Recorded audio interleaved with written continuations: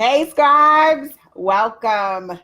It is not, usually I say it is Wednesday, happy Wednesday, but it is not Wednesday. It is Thursday, and of course, the phone is going off. Okay, so if you are on my email list or if you read my post in the group, then you saw that I have a big client, yay for me, which is now going to interfere with our Wednesday. So our weekly Wednesday class has now moved to today, which is Thursdays. So we will connect here on Thursdays and we will keep the momentum going. So I will, other than the shift to the new day, I will continue to share content, writing tips. What else do I do? Give you guys feedback, and you in return, you tell me about your wins, you tell me what you're working on and what you need help with. So not much has changed there. But before we get into everything that we're going to talk about today, let me remind you that what we're talking about right now is how to secure the book bag, right? So I was watching on Instagram and I saw this woman who creates these amazing courses and made $2 million off of her course, I think in the last 2 years or maybe last year. And she was talking about she is asking God, the universe, for this abundance, this big bag. So I was starting to think about how writers can use their book to secure the book bag, some things, and there are a lot of things that you can do, but I'm only going to focus on 4 today. So today I'm specifically talking to nonfiction authors. Hey, Chris, what's going on? Yes, all new on Thursdays, Chris. So today we're specifically talking about nonfiction authors, and not that you can't do it with fiction, but I'm just focusing on my nonfiction folks today. So before I get into that, for all my newbies who may be logging on and joining the page, I am Taiia Smart Young, the face behind yeahwrite with Taiia Smart Young, and I am passionate about helping newbies create influence, impact, and income with their work. And so today's focus, we're definitely going to be talking about income. And if you see me looking over to the side, that's because I'm looking over to my notes because I do not want to forget anything that I'm going to tell you. So here's the deal. Whether you consider yourself to be a freelancer or an entrepreneur, a side hustle pro, just a creative or just a writer, listen, you can use your book, you can use your writing to make additional income. And the book becomes the centerpiece almost. And you can have spin-off products and you can have companion products. It's just you have to be creative and think about additional ways to use this book to make additional money. Tell me, Chris, since you're here with us, Chris, tell me, have you thought about ways, because I know you're working on fiction and not necessarily nonfiction. Tell me if you have thought about ways to use your book to make additional income. So, all right. Here's what we're going to do today. Let me just give you a few ways, remind you actually, people who may have forgotten what a nonfiction book is. I know that this is probably like redundant for most of the people who are going to be watching the video. And if you're watching live, definitely hit the hearts and give me some love. And if you are watching on the replay, please drop a question here because I do come back and I answer questions and respond to comments as well. So just to recap about nonfiction books, because sometimes newbies get them confused between fiction and nonfiction. So like if we're talking about self-help, there's this great book called 99 Ways to Win the Respect You Deserve, the Success You've Earned, and the Life You Want by Lois Frankel and Carol Frolinger, right? Hey, Jean. So there's also, you can also do a guide, a nonfiction guide, right? So a guide might be the Greatness Guide, 101 Lessons for taking what's good in life and making it even better by Robin Sharma. And then there's memoirs like What My Soul Looks Like by Jessica B. Harris. And then there's cookbooks. I did not know this cookbook existed, but it's pretty damn awesome. So there's a book that's inspired completely by cannabis, okay? So if you like to smoke you a little bit of weed, there is a book out there for you. And you like desserts, guess what? This cookbook called Get Baked. It's called Space Cakes, Pot Brownies, and Other Tasty Cannabis Creations. I did not make this up. Look it up on Amazon. It's by Dane Noon and Lex Lucid. Okay, so aside from those kinds of books, self-help guides, cookbooks that are all about, using cannabis, there are also travel logs, there are handbooks, academic books, et cetera, et cetera. You get the picture. So, okay, few things. So when you publish traditionally and when you self-publish, you have the opportunity to use your book to create this wonderful platform. So especially with nonfiction. So for instance, with myself, when I self-published my book, I had 1,000 books. And I did not want 1,000 books sitting in my living room. So I had to figure out a way to move these books. Same concept if you are published traditionally, and especially if you're trying to earn out your advance. You want to sell as many books as possible. But for many of us back in the day, that was really where the book thing ended. But it's not anymore. You really have to be able to, if you want to scale your brand, scale your influence, then you have to be able to do more with your book than just have it, just have the book. Thank you for the hearts. Thank you for the love. And so even though, but the thing is that what most entrepreneurs will tell you is that you can create so many things. I think it's Gary O'Brenner is his name, something like that. He has this list of 17 ways that you can use your book to create more content, to create more resources, to create additional streams of revenue. So I'm only going to talk about 4 because these 4 I specifically know, 3 of them I know a lot about, and then the last one I'm getting into and I'm learning a little bit more, but I still wanted to share it with you. So first thing, for example, workshops. So let's imagine that you wrote this book called Joint Custody with the Pain in the Ass Ex, right? I made that title up, but you can flip that into a workshop because essentially at the heart of this book, it's about co-parenting, right? So you want to be able to talk to parents who are couples who are now separated or divorced, and they are having a difficult time with this miserable ex who is not trying to, get with the program, not doing what they're supposed to do, maybe not picking up the kids, the communication is off. But if you've written this book about how to, share joint custody with a pain in the ass ex, and you've come up with some strategies and some tips for your readers, then what you can do is take some of that knowledge out of the book and create a workshop where it's like, okay, you guys, I don't have the money to do a 10-city tour. So you're not going to see me in LA. You're not going to see me in Nebraska.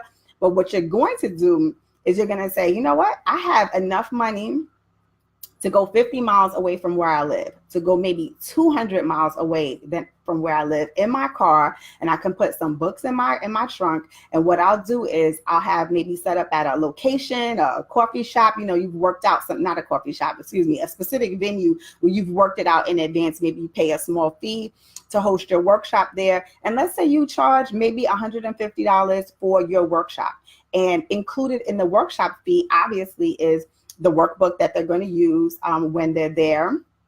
And when I say workbook, I just mean you can create something really quick in Canva. You make it a PDF, you hit print, and you give that out at the workshop. But the big thing is that your book is now part of the package deal. So you've sold this $150 ticket that they get your $15 book for free. So you've really maximized your income in terms of being able to just not sell just more than one $15 book. Because the truth of the matter is that you're not going to sell the bulk of your books at a book signing. It's not going to happen. You're going to get people who come out to your book party. And if you have money to travel, then you're going to be able to make more money, make more sales at other book signings. But you want to be able to move books in bulk. Workshops are the way to go. Obviously, if you're going to do something with organizations, like let's say if there's a co-parenting organization and you want to be able to present your book and your workshop to them, and you say, hey, here, if you buy 50 books, I'm going to give you a deal. That is definitely the way to go. Let me see what you guys are talking about over here. Christopher says, I've thought about that in the sense of hoping the book would be picked up for TV and film, and that perhaps even turning the book into a script myself, which would take some education since I haven't done script writing yet. Absolutely. And welcome, Michael. Absolutely. You are 100% right in terms of that. Let me tell you something, Chris. The money that is involved with script writing, ooh, I need to get there. I'm with you, because it's the paycheck and the payday is way better And the thing is that I learned this tip a long time ago from a friend who said, you know, even if you adapt your book and they don't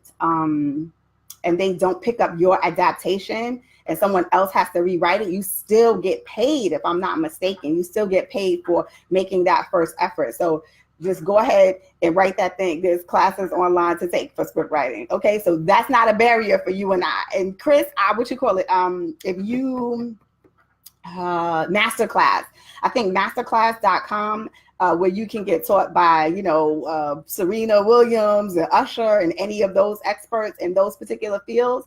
Shonda Rhimes also does a TV writing class. So if you want to check out that on masterclass.com, I think the membership may be like $180 for a year. That's a really good resource. Okay, so let's see, what do we have next up? And if you guys have ever done live workshops, let me know if you've done one, how you feel about it. Maybe you've done a live presentation for work and you're like, speaking live is not my jam. Let me know. Okay, so I love live workshops. I actually do them quite often. I do a lot for, most of my live workshops tend to be, the ones in person tend to be for teenagers, because I have my Rock Your College essay. So, you know, teenagers can keep you on your toes. They can also be unpredictable. There's also things that can happen when you show up live, that the technology is not working. The person who's supposed to hook you up and sign you in and make sure you have your water, your juice, your snacks, or whatever before you present is not there. Like I said, I've had technology go wrong. So there's a lot that can go wrong in terms of live workshops, but don't be scared. The cousin to live workshops are online courses, right? And those are actually my friends who you guys know that I do online courses.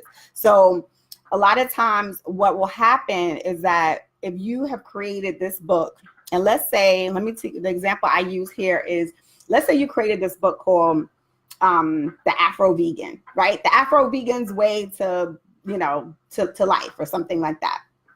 You can create an online course that teaches people who, like myself, who are really interested in becoming vegan and have no idea how to go about that, or even the proper way to go about it. Like, you know, like there's some vegan food that's like really good and there's some stuff that's nasty. Like, don't try me with the meatless meat on some of those original older brands. Cause like when I was a kid, my mom used to get us to eat the meatless meat stuff and it was gross, but some of it has really come a long way and the taste is way better and you don't even realize that you're not eating meat.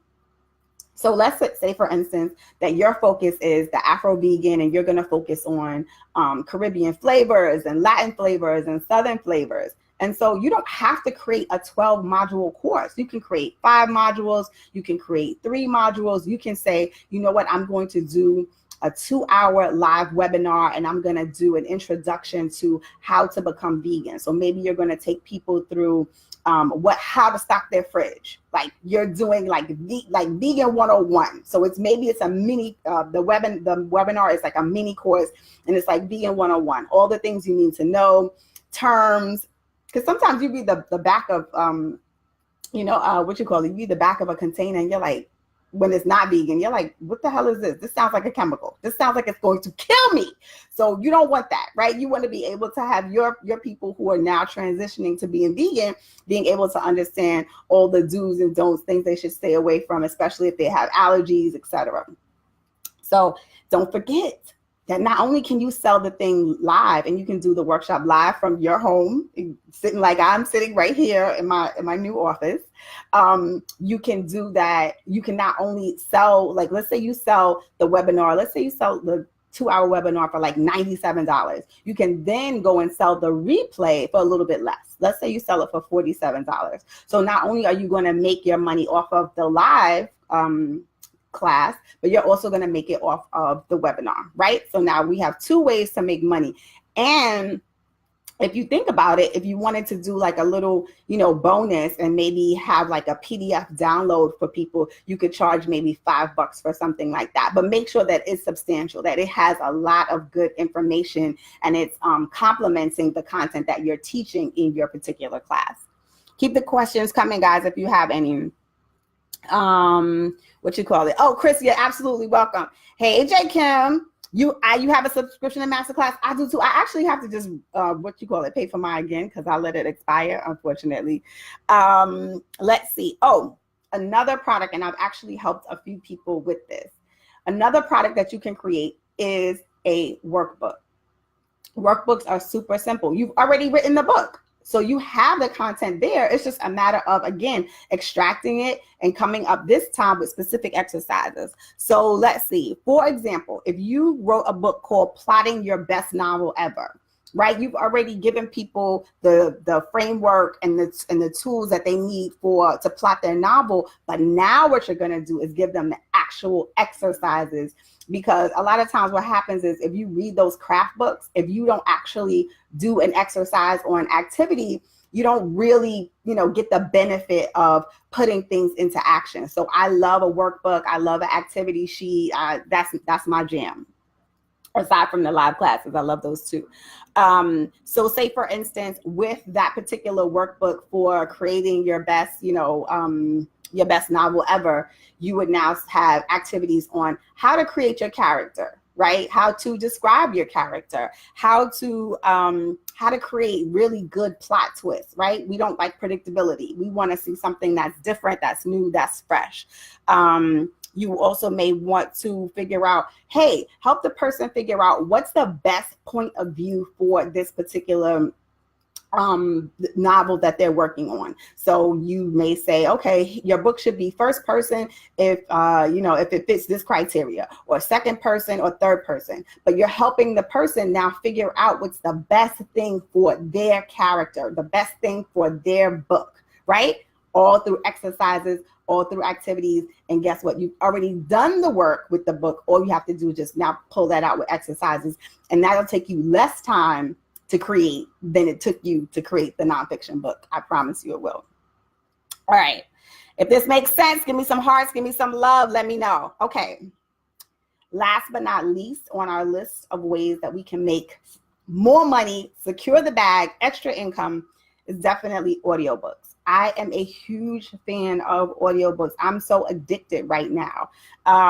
Because to me, it's kind of like listening, depending, if I'm listening to fiction, it's like listening to a movie. It's like just hearing it unfold and you're imagining all these great things. One of my favorite books that I just listened to, I think I told you guys about before, was American Marriage. Like they had, I think it was like it might have been like two different actors that were playing four different characters, and they had different voices, and it was just so beautifully executed and acted that I just loved it. So you have to remember that people are not going to always want to consume what you have in the same format. So you got to give it to them in different formats. So that means sometimes you're going to give people a checklist. You're going to give them a workbook. You're going to give them a class. You're going to give them an audio book.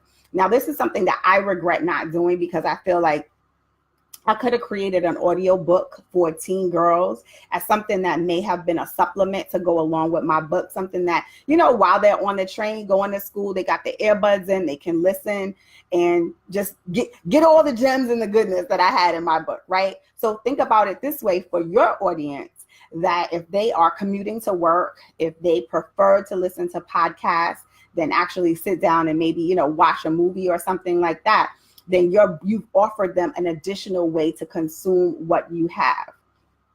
So let's see. Oh, I think I told you guys before that I have the hardcover of Michelle Obama's Becoming, but I also bought the audiobook because when I saw that she was reading her own book, that she was performing her own book, I knew that it was going to be like listening to a friend tell me what life was like before the White House, right? Her college days, her first job, what it was like meeting Barack, getting into the White House, and becoming our forever floater. So there's just certain advantages that you have to, excuse my phone, it keeps buzzing.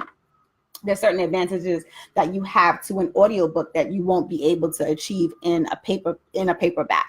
And one of the things is this great resource that I found called Authors Republic, because I have no idea how to even go about starting an audiobook, creating it in terms of how do you, like what equipment I need and all that. So I started to research it, and there's a great resource called Authors Republic. I believe it's authorsrepublic.com.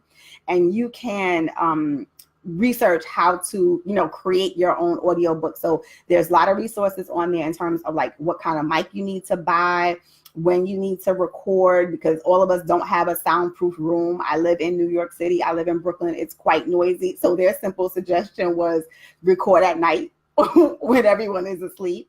They said if you have a carpeted room in your house, record in the carpeted room. It's way better. They also recommend Audacity, which a lot of people who Audacity is a software to record. So if you are familiar with even recording podcasts, Audacity is going to be familiar to you. And these things are relevant. And then they give you kind of like the intro kits. So you don't even have to go and worry about spending, I'm going to spend $200 on the mic. They might give you the suggestion for spending $50 on a mic. And Audacity may come with a free version and you can upgrade later. So these are the basics that you need just to get started with creating your audiobook. And then they provide you the services on where you can obviously share your book and what platforms and all of that.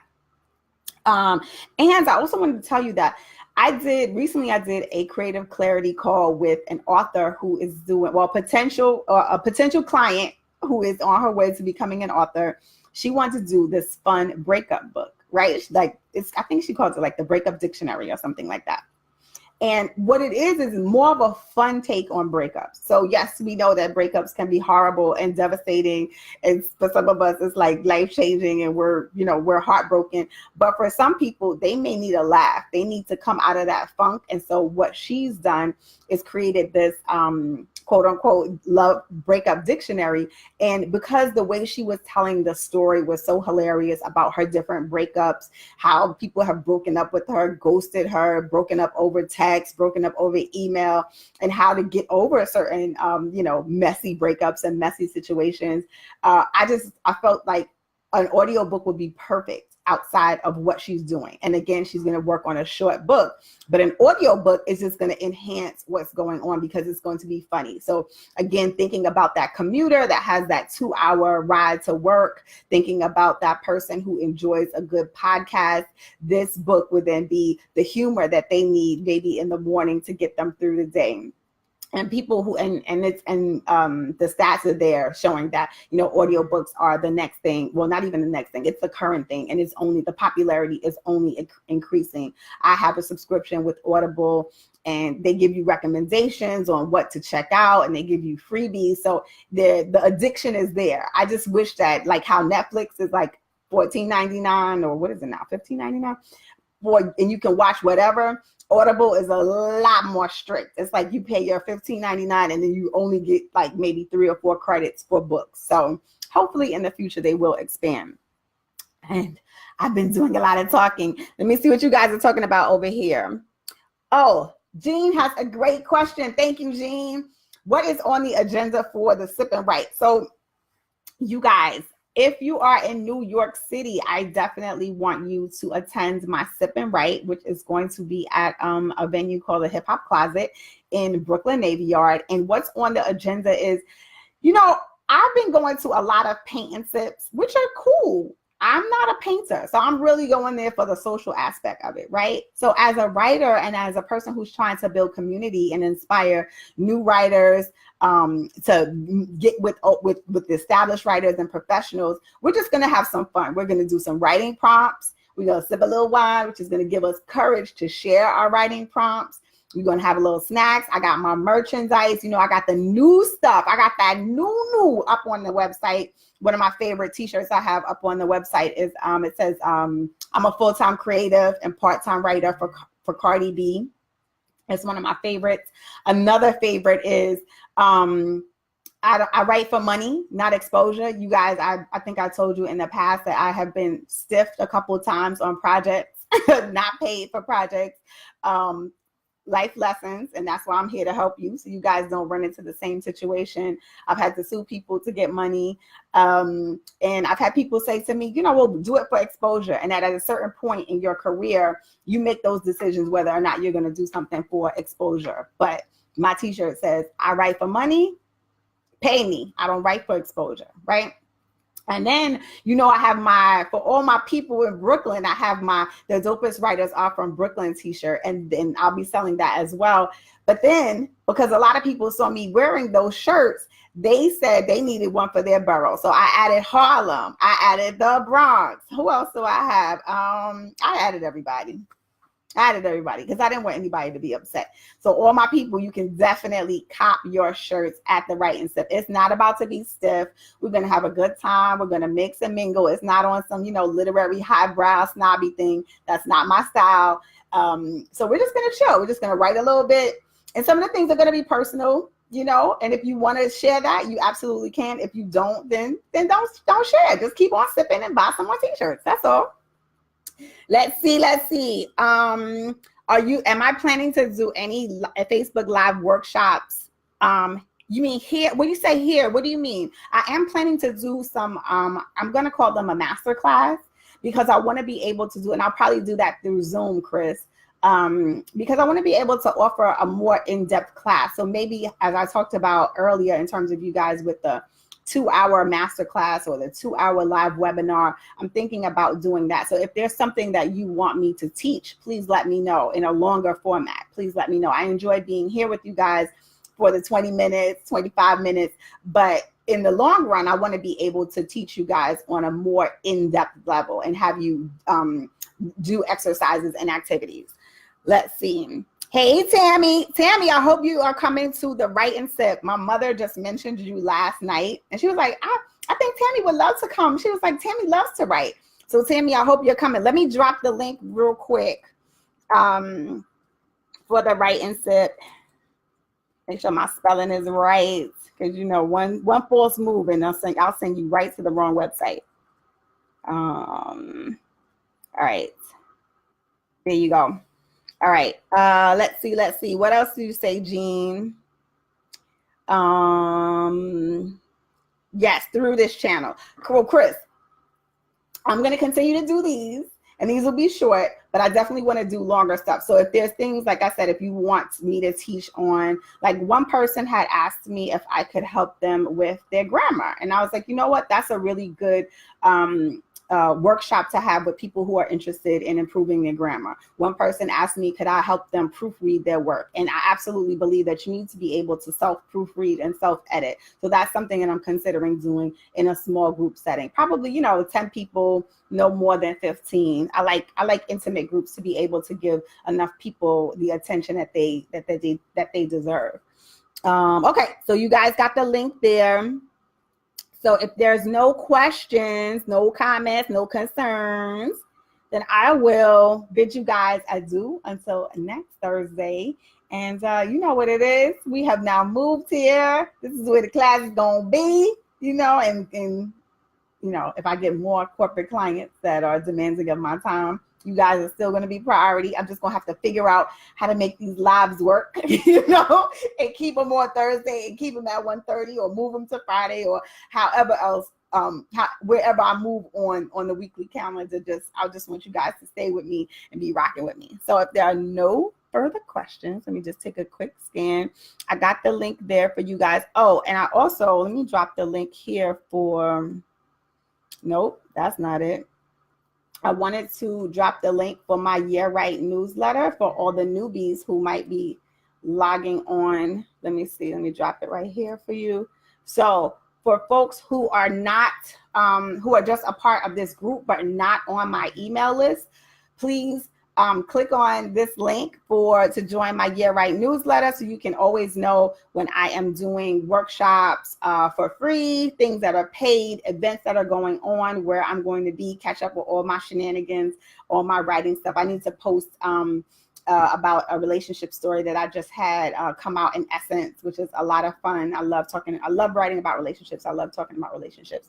So you guys, have a super productive week. If you are in New York City, then I expect to see you on Saturday at the Writing Sip. You have the link. No excuses. Be there.